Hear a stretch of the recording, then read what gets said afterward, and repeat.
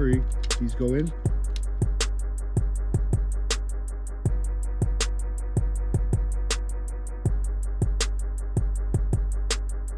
What's up, everybody? This is Anthony from Robots X Humans, and I'm going to be doing a review today of one of my favorite toys. Very odd that people hate him, but Hot Rod is one of my favorite characters in the G1 cartoon. I actually was around when it was all going down. I was a big fan of the Transformers, and went to go see that movie like everybody else, and was completely floored when I was like, who is this guy in the movie? I was actually a big fan of Judd Nelson because Judd Nelson was in Colors, and I really liked that movie. So when I heard he was doing the voice, I'm like, who is this guy, and who is this robot that I have no idea who he is?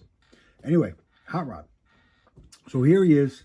Hot Rod is this is the reissue from the movie that just came out, like last year or 2 years ago.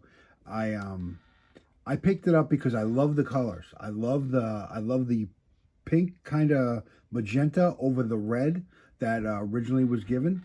I think it was more. I remember particularly in the movie knowing that it wasn't red, definitely wasn't pink, but it wasn't red. So I really kind of was like, odd choice, because how is that going to look? Now, when I was, 13 years old, we did get this figure before the movie came out. So it was all like, what is this? And you could tell. This was one of the first designs that they did that wasn't a Transformer.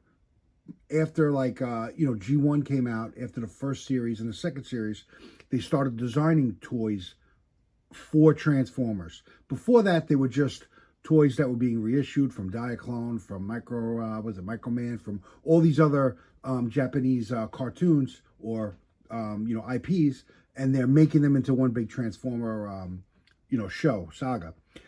But these were designed strictly for the cartoon, for us to buy, which is why they killed off most of the other guys, which was sad, but necessary apparently, for us to want to go out and buy a whole bunch of new ones. But this one here, I really love it.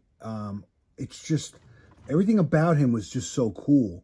The color, the style of car, because it wasn't like your normal style, because it was kind of like supposed to be futuristic, because the movie was supposed to be in 2005. We were stuck in 1986 thinking like things were going to change this much. But the flames on the chest, everything about this figure is nice. The original is nice too, don't get me wrong. But for the most part, the original's nice, but for the most part, this one is more accurate.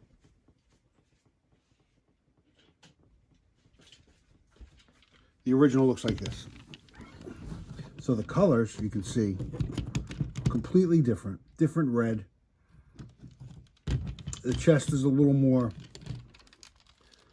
the chest has a little more color to it, a little more flair. I prefer the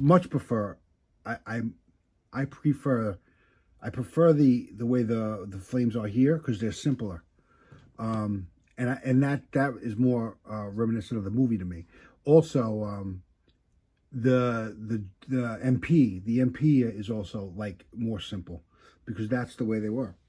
Anyway, with that, this figure here is just, in my opinion, like one of the best G1 toys. Now, the articulation sucks, but we're used to bricks back then. We were used to bricks. We knew we weren't going to get many articulated parts. We knew that it was going to be simple. But you know what? Back then we had to use our imagination a little more, and it wasn't that hard. Nowadays, everything's got to be like 30,000 points of articulation. To me, it's not necessary. I mean, it's cool, don't get me wrong. The original, the new Hot Rod and all the new guys they're coming out with for the movie, for the Studio Series stuff, very cool. I'll buy them, sure. But this was my Hot Rod when I was younger. Well, this was my Hot Rod when I was younger. But this is a great. I'll buy these every time. Every time they reissue this guy, he'll have a home here. All right, so transformation-wise. Well, pretty simple. I mean, really. There isn't much to them. Let's get rid of these guns here. Okay. Arms go down. Feet go in. You can turn it here. Turn that. Now, you can get this part can get a little confusing. The head goes up and around. I see a lot of people mess that up.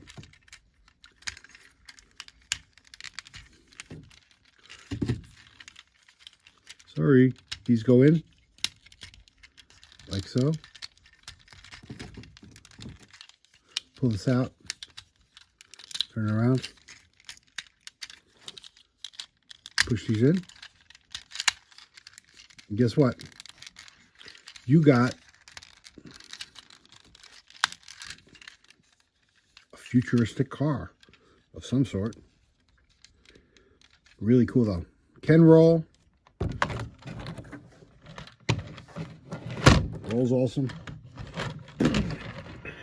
I love it. I mean, you just can't go wrong with this hot rod. I mean, take a look at them. Really sleek. And when you compare it to like the original G1 stuff, like so, hold on.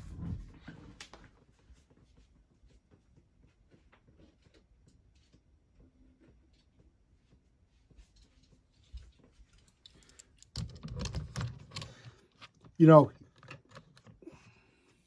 it kind of fits right in. I mean, to a degree, right? Well, these, you can see, this is much more die-cast than it back then. These both do have a lot of die-cast, but these were not designed to be Transformers. These were labeled Transformers later. This was designed for the future. And I mean, if you look at them compared to the other two, I love it. I love it.